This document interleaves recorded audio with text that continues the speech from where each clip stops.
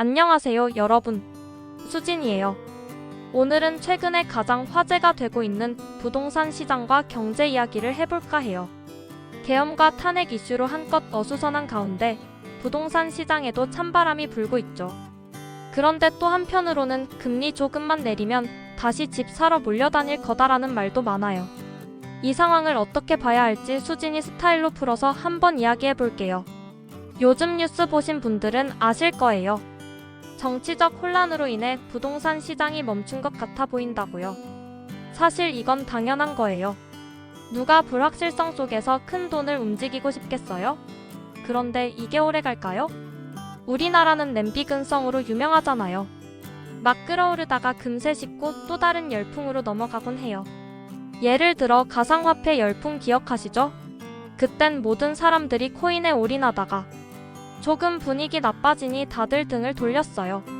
그런데 금리만 살짝 내려가도 다시 집 사기 딱 좋은 타이밍이라며 시장에 뛰어들 가능성이 커요. 금리 이야기를 좀 더 해볼게요. 부동산 시장에서는 금리가 열쇠 같은 역할을 해요. 금리가 낮아지면 대출 이자가 줄어들고 사람들은 집을 사는 부담이 확 줄어들죠. 예를 들어볼게요. 철수 씨가 5억짜리 아파트를 사고 싶어요. 대출을 받아야 하죠. 금리가 5%일 때는 한 달 이자가 200만 원이에요. 그런데 금리가 3%로 내려가면 이자가 120만 원으로 줄어요.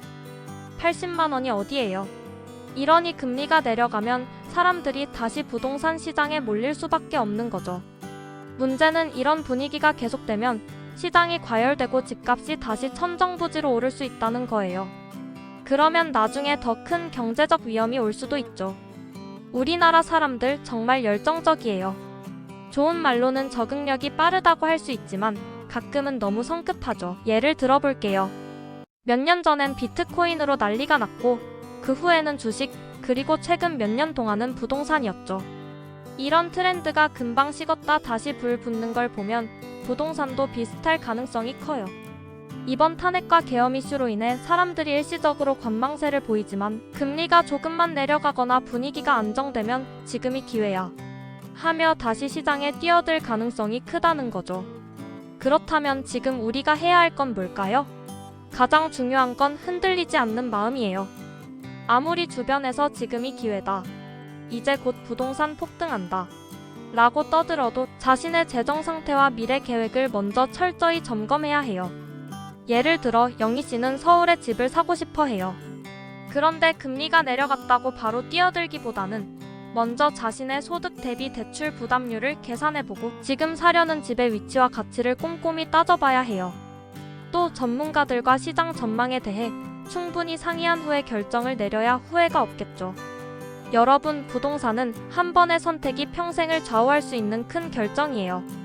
그래서 남들이 뭐라 하든 금리가 내리든 시장 분위기가 어쩌든 간에 여러분만의 기준을 가지고 신중히 판단하는 게 가장 중요해요. 냄비 근성처럼 금방 뜨거워졌다 식어버리는 행동은 절대 피해야 해요. 마지막으로 여러분은 이번 계엄 여파와 금리 인하 가능성을 어떻게 보고 계신가요? 부동산 시장은 앞으로 어떻게 흘러갈까요? 댓글로 여러분의 생각 들려주세요. 오늘도 함께 해주셔서 감사드리고요. 좋아요와 구독은 수진이에게 큰 힘이 된답니다. 그럼 다음에 또 만나요.